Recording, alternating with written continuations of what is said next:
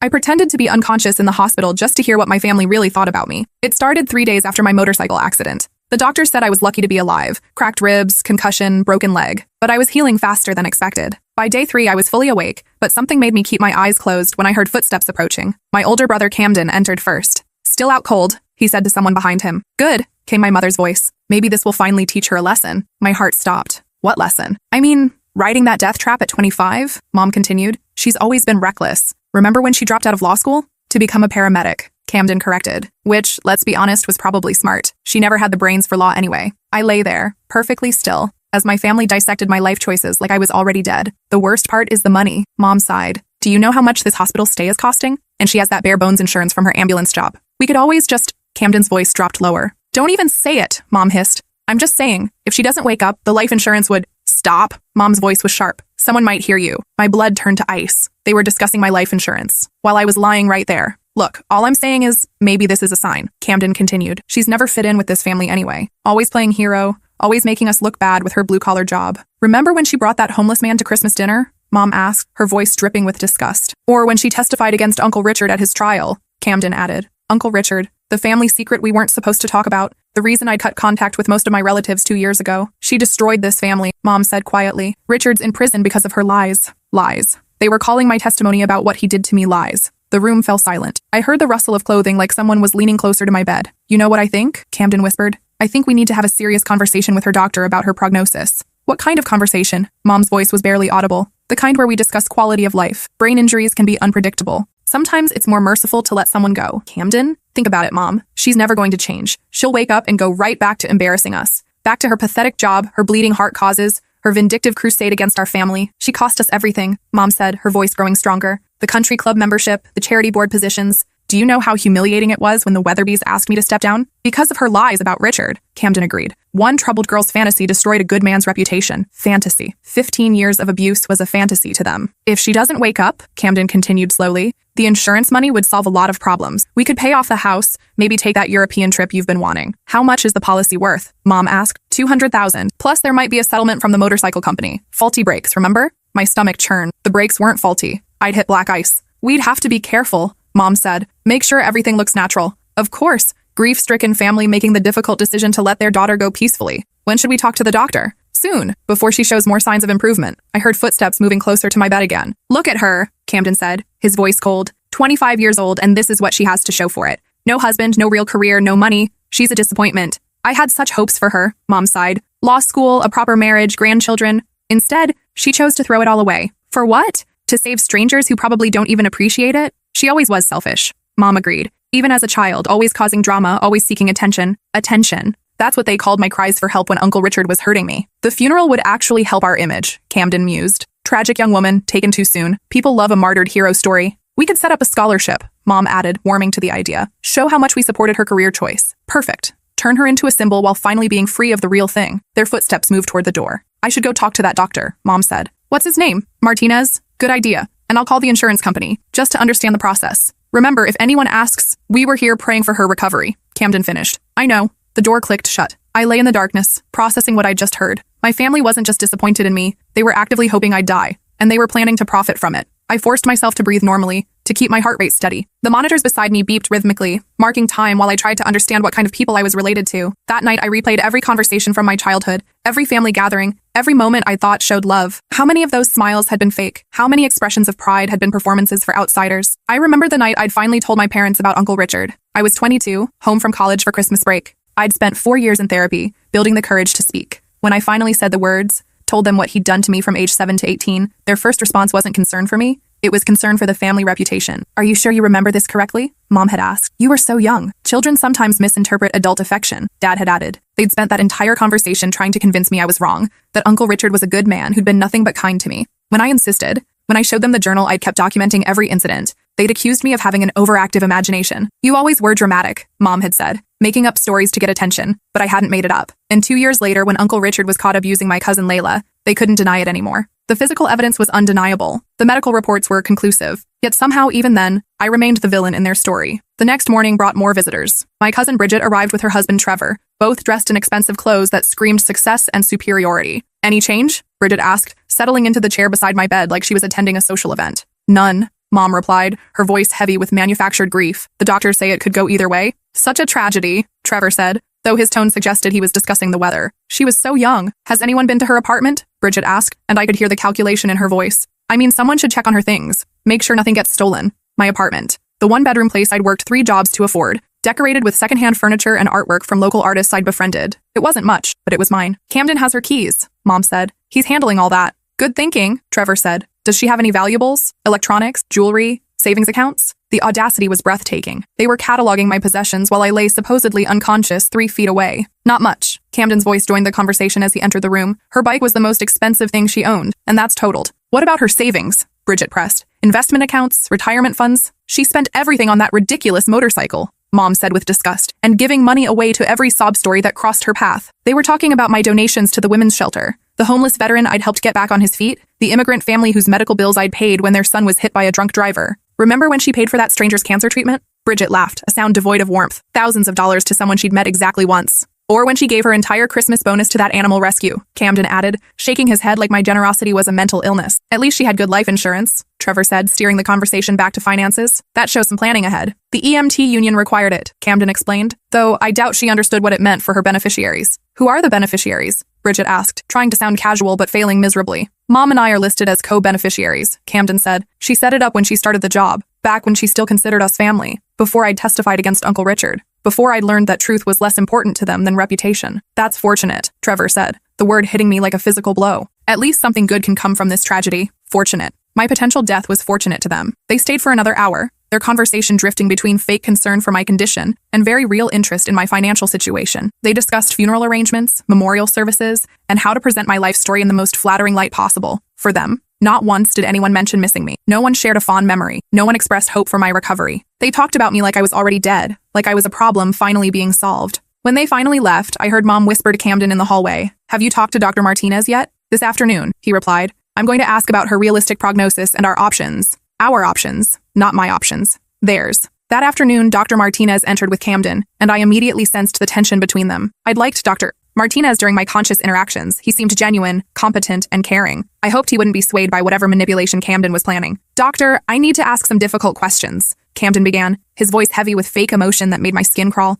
"Of course. What can I help you with? My sister's always been troubled. Mental health issues, risky behavior, poor decision-making. Is it possible that even if she wakes up, she might not be the same person?" I felt sick. Camden was laying groundwork to question my mental competency, setting up a narrative that would justify whatever they were planning. "Brain injuries can certainly affect personality and cognitive function," Dr. Martinez said carefully. "But your sister's scans look very promising. I expect a full recovery. But you can't be certain?" "Medicine isn't about certainties, Mr. Thornfield. It's about probabilities. And the probability is that your sister will make a complete recovery." "What if we're not comfortable with those odds?" Camden asked, and the casual way he said it made my blood run cold. There was a long pause. I could almost hear Dr. Martinez processing the implications of the question. "I'm not sure I understand what you're asking," he said slowly. "I'm asking about our options. As her family, if we feel that the quality of life she might have isn't acceptable." Another pause. This one felt dangerous. "Mr. Thornfield, are you asking about withdrawing life support?" "I'm asking about all our options. Your sister isn't on life support. She's breathing on her own, her vitals are stable, and her brain function is normal. There's nothing to withdraw.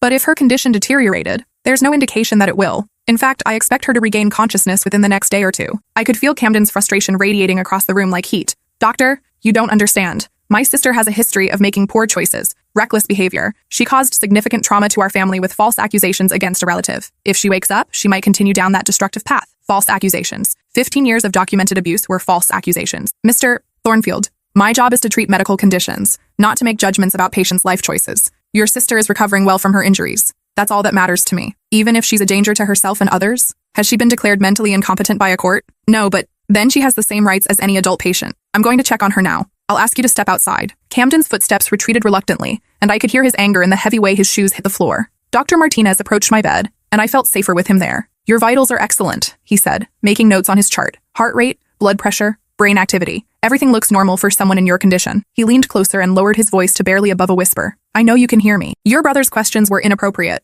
and I want you to know that no one will make medical decisions for you without your consent. When you're ready to wake up, just open your eyes." My heart rate spiked on the monitor, betraying my consciousness. "That's what I thought," he said quietly. "Take your time. I'll be here when you're ready." He left, and I lay there processing what had just happened. Dr. Martinez knew I was conscious. He was protecting me. But for how long? And what would Camden do when he realized his plan wasn't working? That evening brought a parade of family members I hadn't seen since Uncle Richard's trial. They'd all cut contact with me after the conviction, choosing to side with an abuser rather than admit they'd failed to protect a child. My Aunt Dolores arrived first, her designer purse clutched like a weapon, her face arranged in an expression of theatrical grief. Such a tragedy. She sighed dramatically, taking the chair closest to my bed. She had so much potential. Wasted potential, Uncle Paul corrected as he joined her. But maybe this is God's way of giving her peace. Peace from what? Mom asked, though I suspected she already knew the answer. From her demons. From the lies she told. From the guilt of destroying our family. They thought I felt guilty. They thought I was tormented by telling the truth about Uncle Richard. Richard always said she'd been troubled since childhood, Dolores continued, her voice gaining strength as she warmed to her narrative. Making up stories, seeking attention. He tried to help her,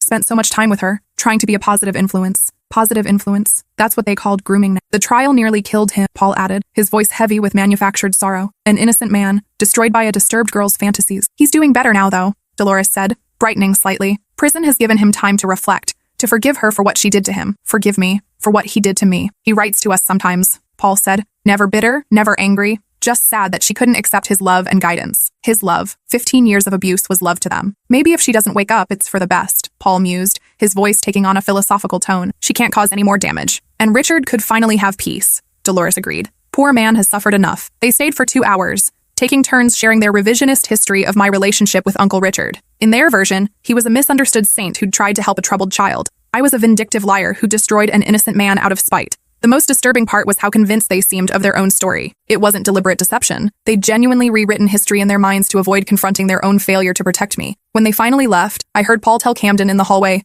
if you need character witnesses about her mental state, we're happy to help. Character witnesses. They were building a case against my competency. The next day brought my father. I hadn't seen him since the trial, where he'd sat in the back row with his arms crossed, stone-faced throughout my testimony. When the guilty verdict was read, he'd walked out without acknowledging me. Now he sat beside my bed, and for a moment, just a moment, I hoped he might be different from the others. Maybe time had given him perspective. Maybe he'd realized what Uncle Richard had really done to me. I don't know if you can hear me, he said quietly, his voice rough with what sounded like genuine emotion. But I need to say something. My heart monitor betrayed my attention, beeping slightly faster. Your mother thinks I should let you go. Camden thinks it would be mercy. Maybe they're right. The hope died in my chest like a snuffed candle. You broke this family apart, he continued, his voice gaining strength. My brother is in prison because of you. My wife can't show her face at church. My son has to explain to his colleagues why his sister destroyed our reputation. But I know why you did it. You were always jealous of Richard. He was successful, respected, accomplished, everything you weren't, so you decided to bring him down. Jealous of my abuser. The man who'd stolen my childhood was someone I was supposedly envious of. The worst part is that people believed you.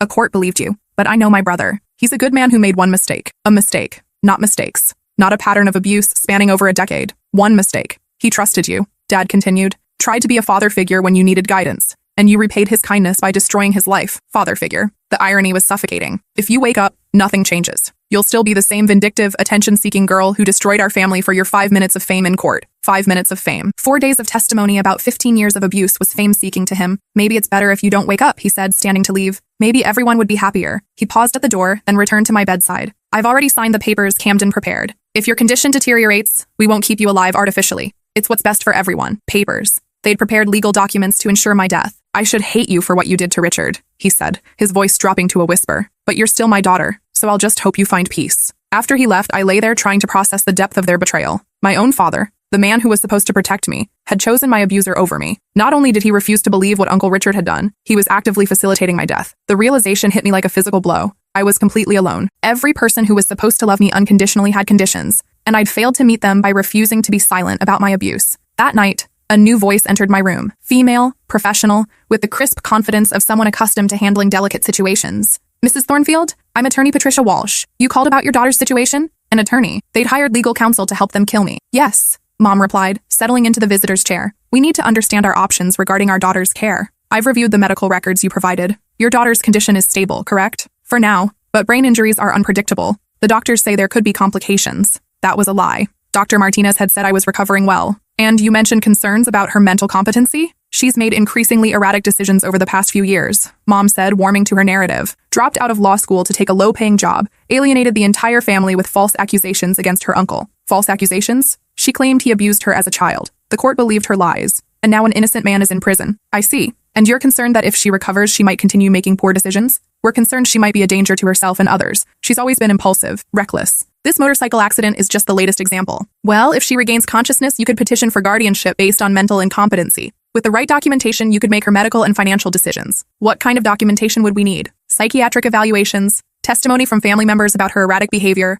evidence of poor judgment. The more comprehensive the case, the better your chances. And if she doesn't regain consciousness, then the medical power of attorney you've established would allow you to make end-of-life decisions on her behalf. Medical power of attorney. They'd given themselves the legal right to kill me while I was unconscious and couldn't contest it. How quickly could we move forward? Camden's voice joined the conversation as he entered the room. If she wakes up, we could file a petition within days. The court would order an evaluation, and if she's found incompetent, you'd be appointed as her guardians. And if she doesn't wake up, that's a decision for you and her doctors. Some families choose to maintain life support indefinitely. Others feel it's more humane to allow natural death. They spent another hour discussing legal strategies, financial implications, and how to present their case for my incompetency. Attorney Walsh explained how to document my erratic behavior, which family members would make the best witnesses, and what kind of psychiatric evaluation would support their claims. When they finished, I understood the full scope of their plan. If I woke up, they'd have me declared incompetent and control every aspect of my life. If I didn't wake up, they'd let me die and collect the insurance money. Either way, they eliminated the problem I represented. But they'd made one crucial mistake. They assumed I was helpless, that I had no agency in my own fate. They were about to learn otherwise. The next morning, Dr. Martinez returned alone for his rounds. As soon as he entered the room, I could sense his tension. "I know you're awake," he said quietly, checking to make sure the door was closed. "And I know what your family is planning. We need to talk." I opened my eyes slowly, blinking in the fluorescent light that suddenly seemed too bright. "How long have you known?" I whispered, my voice hoarse from days of silence.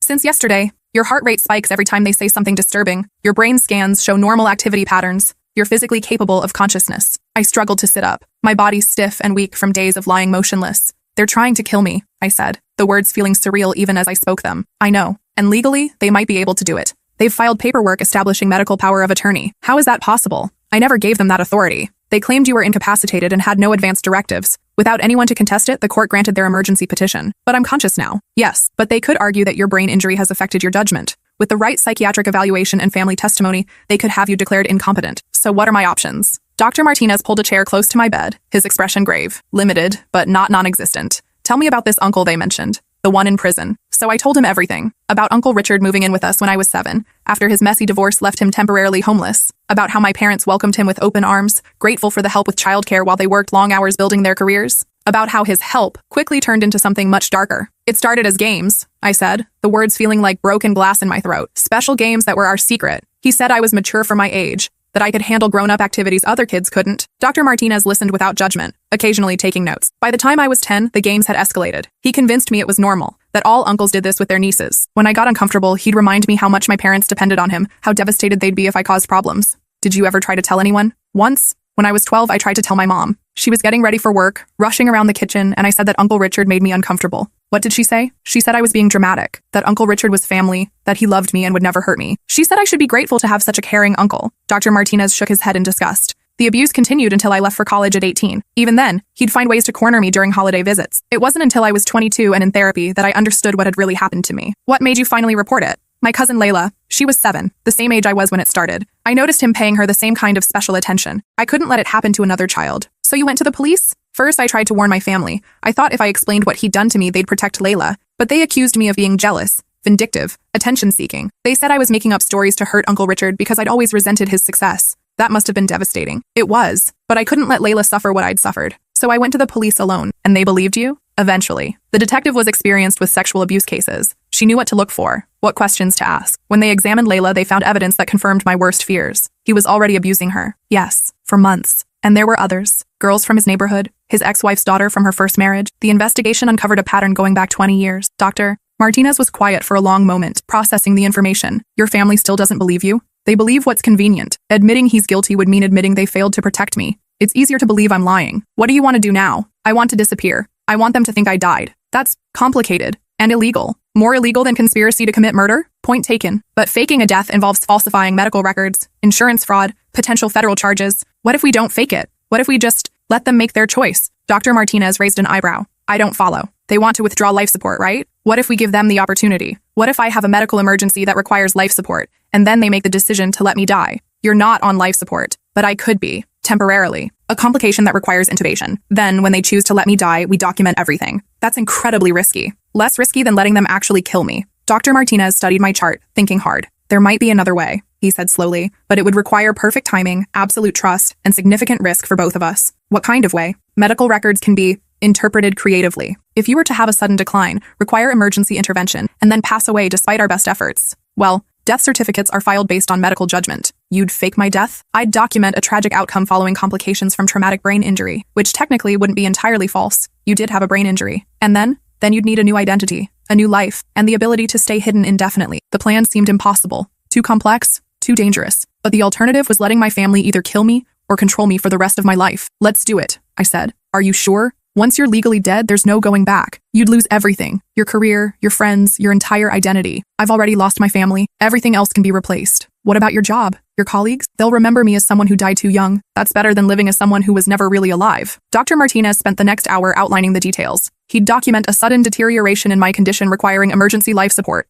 My family would be called in to make the decision about continuing care. When they chose to let me die, he'd document my passing and arrange for my body to be transferred to a specific funeral home with connections to witness protection services. This will end my career if we're caught, he warned. The medical board would revoke my license. I could face criminal charges. Why are you willing to risk it? Because I've seen what families like yours do to survivors. Because I took an oath to do no harm, and letting them kill you would violate that oath. And because sometimes the system fails people who deserve better. What do you need from me? Complete trust. When the time comes, you'll need to stop breathing on your own. You'll need to let the machines show cardiac arrest while staying conscious enough to hear what they say. How long will I need to hold my breath? Not long, maybe 30 seconds. But it has to be convincing. What if something goes wrong? Then we improvise. But I'll be monitoring everything. I won't let anything happen to you. 2 days later, Dr. Martinez called my family with urgent news. I'd taken a sudden turn for the worse. Brain swelling had increased dramatically, requiring emergency intubation to protect my airway. They needed to come immediately. When they arrived, I was connected to a ventilator, heavily sedated according to my chart, but actually fully conscious. Dr. Martinez had coached me extensively on the procedure, how to stay perfectly still, how to let the machine breathe for me, how to remain unresponsive to stimulation. What happened? Mom asked, and I could hear the carefully controlled excitement in her voice. The brain swelling increased suddenly overnight, Dr. Martinez explained gravely. We had to intubate to protect her airway. She's in a medically induced coma now. What's the prognosis? Camden asked, trying to sound concerned but failing to hide his anticipation. Guarded. The increased pressure has affected vital brain structures. Even if we can reduce the swelling, there may be permanent damage. What kind of damage? Mom pressed. Cognitive impairment, personality changes, loss of motor function. She might never be the same person she was. I could practically hear their relief. What are our options? Camden asked. We can continue aggressive treatment and hope the swelling responds to medication. Or, Dr. Martinez paused dramatically. Or what? Mom prompted eagerly. Given her prognosis and the likelihood of severe impairment, some families choose to withdraw life support and allow natural death to occur. Is that what you'd recommend? Camden asked. I can't make that decision for you. I can only provide information about her likely outcomes and respect whatever choice you make as her family. They asked to speak privately. Through my closed eyelids, I could sense them huddling together near the window, whispering urgent consultations about my fate. Doctor, Mom said finally, returning to my bedside, we've made our decision, and that is, we want to withdraw life support. It's what she would want. She always said she wouldn't want to live if she couldn't be independent. I'd never said any such thing, but I wasn't surprised they'd invent a conversation that justified their choice. She wouldn't want to be a burden, Camden added. This is the merciful thing to do. Merciful. Murdering me was merciful. Are you certain? Dr. Martinez asked. This decision is irreversible. We're certain, Camden said firmly. When can we proceed? I'll need to complete some paperwork, notify the ethics committee, and allow time for any family members who want to say goodbye. Tomorrow morning, we can begin the process. That night, Dr. Martinez came to check on me after the evening shift change. Are you ready for this? He whispered, checking to make sure no one was in the hallway. I squeezed his hand, the first voluntary movement I'd made in days. Tomorrow, when they withdraw the ventilator, you'll need to stop breathing on your own for about 30 seconds. I'll document cardiac arrest, then begin resuscitation efforts that will fail. From there, you'll be transferred to the morgue and then to our contact at the funeral home. What about my records here? They'll show that you died from complications following withdrawal of life support. Cause of death will be listed as natural. Brain death following traumatic injury.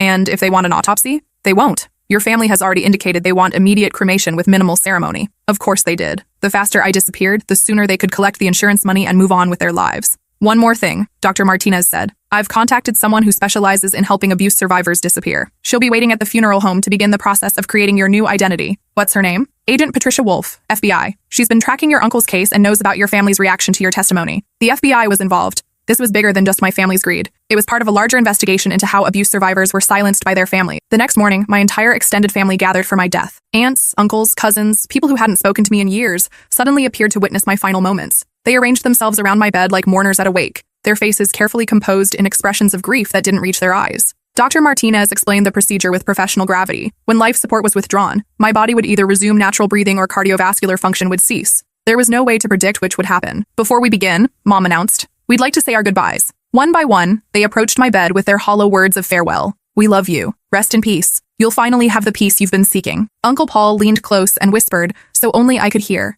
Maybe now Richard can finally forgive you. Aunt Dolores squeezed my hand and said, we know you're sorry for what you did to our family. My father kissed my forehead and murmured, I hope you find whatever you were looking for. Camden was last. He gripped my hand and said loud enough for everyone to hear, we're sorry it had to end this way, but we know this is what you'd want. To be free from the pain you've been carrying. What I'd want. They were killing me for my own good. Are you ready to proceed? Dr. Martinez asked. We're ready, Mom said without hesitation. Dr. Martinez began the process of withdrawing life support. First, he discontinued the IV medications that were supposedly keeping me sedated. Then he removed the feeding tube. Finally, he began preparing to extubate me. Once I remove the breathing tube, we'll know quickly whether she can breathe on her own, he explained. And if she can't? Camden asked. Then we'll make her as comfortable as possible while nature takes its course. The breathing tube was removed. This was my moment. I forced myself to remain completely still, to not draw a single breath, despite every instinct screaming at me to inhale. She's not breathing on her own, Dr. Martinez announced, watching the monitors that were showing the predetermined patterns we'd arranged. Around me, I heard the subtle sounds of relief disguised as grief, quiet sighs, shuffling feet, whispered conversations about how peaceful I looked. Heart rate is dropping, Dr. Martinez playing his role perfectly. Is she in pain? Mom asked, though her voice held no real concern. No, she's completely unconscious. This is peaceful. How long will it take? Camden asked. Not long now. Her heart rate is becoming irregular. I lay there holding my breath while counting seconds in my head. 30 seconds felt like 30 years, but I forced myself to remain motionless. I'm losing cardiac rhythm, Dr. Martinez said. I'm going to call it. He went through the official procedure, noting the time of death, documenting the cause, and explaining next steps to my family. We'd like to arrange cremation as quickly as possible, Camden said immediately. She wouldn't want a big funeral. She was always private about these things. Private. They wanted me cremated quickly, so there'd be no chance of discovery. I understand, Dr. Martinez said. I'll have her body transferred to Morrison Funeral Home. They can handle all the arrangements discreetly. Morrison Funeral Home, the facility Dr. Martinez had arranged to facilitate my disappearance. For the next hour, I lay perfectly still while my family discussed funeral logistics around my corpse. They planned a small memorial service, chose the cheapest cremation package, and drafted a brief obituary that focused more on their grief than my life. The life insurance company will need a death certificate, Camden mentioned to Dr. Martinez. I'll have that filed within 24 hours, he replied professionally. When they finally left to begin making arrangements, Dr. Martinez waited another hour before approaching my bed. They're gone, he whispered. You can breathe now. I gasped, filling my lungs with air that tasted like freedom and terror in equal measure. How do you feel? Like a ghost, I said, my voice hoarse from the effort of staying silent. How does this work now? In about an hour, the funeral home will send a hearse. You'll be transferred in a body bag to their facility, where you'll meet Agent Wolf and begin the process of becoming someone new. What about you? Won't they investigate when they realize the death certificate was falsified? The beauty of this plan is that technically, I never falsified anything. You did stop breathing, your heart did stop, and you were pronounced dead based on the observable evidence. If questions arise later, I'll say there was a communication error about the timing of your recovery. That seems like a thin defense. It's better than the alternative, and Agent Wolf assures me that your family's actions are already under federal investigation. Once that becomes public, any questions about your death will be overshadowed by the criminal charges they'll be facing. They're really going to be arrested? Insurance fraud, conspiracy to commit murder, abuse of medical power of attorney. The FBI has been building a case since they filed that insurance claim before you were even declared dead. An hour later, I was wheeled out of the hospital in a body bag, loaded into a hearse,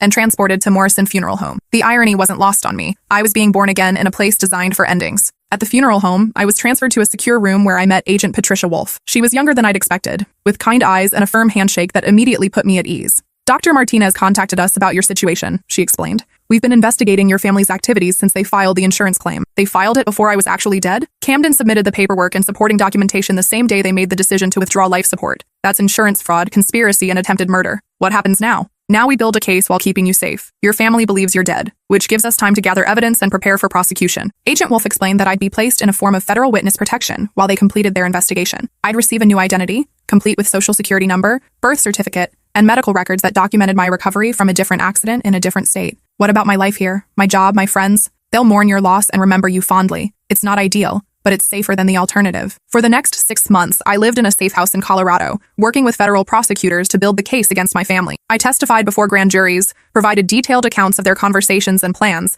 and helped establish the timeline of their conspiracy. The FBI had also been recording their phone calls and monitoring their financial activities. Camden had been researching the insurance claim process weeks before my accident. Mom had been consulting with financial advisors about investing a large sum of money. They'd even met with travel agents about that European vacation they'd mentioned. They'd been planning to profit from my death before I was even injured. The case attracted national media attention when the arrests were made. Family plots, daughter's death for insurance money. Abuse survivor outsmarts murderous relatives. The woman who had to die to live. Camden was sentenced to 18 years for conspiracy to commit murder and insurance fraud. Mom received 15 years. The other family members who participated received sentences ranging from 5 to 10 years, depending on their level of involvement. Uncle Richard's parole was denied again, with my case cited as evidence of his continued danger to family members and the ongoing impact of his crimes. Dr. Martinez faced a medical board investigation, but was ultimately cleared of all charges. The board ruled that his actions were justified given the credible threat to patient safety, and he was commended for his courage in protecting a vulnerable patient. 2 years after my death, I testified at Uncle Richard's third parole hearing via secure video link. The parole board was shown evidence of my family's conspiracy and my continued need for federal protection. His parole was denied for another 5 years. I now live under the legal identity of Sage Miller in Oregon, working as a paramedic in a rural county where my skills are desperately needed.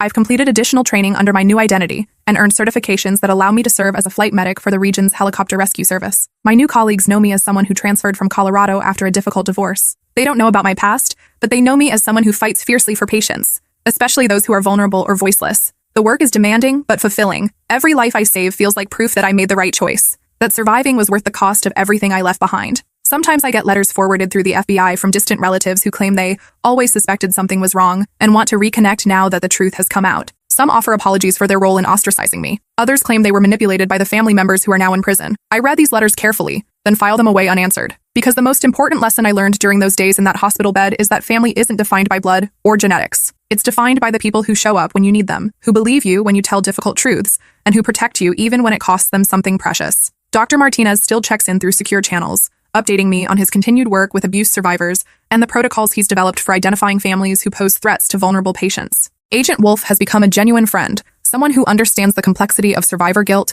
and the ongoing challenge of building a new identity while processing old trauma. My new EMT partner, Quinn, doesn't know about my past, but has become the kind of friend I never had growing up. Someone who values honesty, courage, and genuine kindness over social status or family reputation. Last year, I helped save a teenage girl who'd been sexually abused by her stepfather. When her family tried to pressure her to recant her statement, tried to convince her to keep it in the family to avoid scandal, I made sure she had advocates who believed her. I made sure she had what I'd never had, adults who prioritized her safety over their own comfort. The hardest part of my new life isn't the isolation or the false identity, or even the knowledge that I can never return to who I used to be. It's accepting that the people who were supposed to love me unconditionally were willing to kill me for money and convenience. But from that devastating truth came an unexpected gift, the absolute certainty that I'm stronger than I ever imagined. Strong enough to fake my own death, outsmart people who thought I was helpless, and rebuild my entire existence from nothing. Strong enough to save others. Every emergency call I respond to, every patient I help stabilize, every family I comfort in their worst moments is proof that sometimes the best revenge against people who try to destroy you is simply refusing to stay destroyed. My family thought they were eliminating a problem. Instead, they created someone truly unstoppable. Someone who learned that the most powerful thing you can do when people want you gone is to choose exactly how you disappear and exactly when you return. Even if returning means becoming someone entirely new, the woman they tried to kill is gone forever, but the woman who took her place is everything they never expected. Someone with nothing left to lose and everything to fight for. Someone who discovered that sometimes you have to lose everything to find out who you really are. And sometimes the person you really are is someone worth dying for, someone worth living for, someone worth becoming.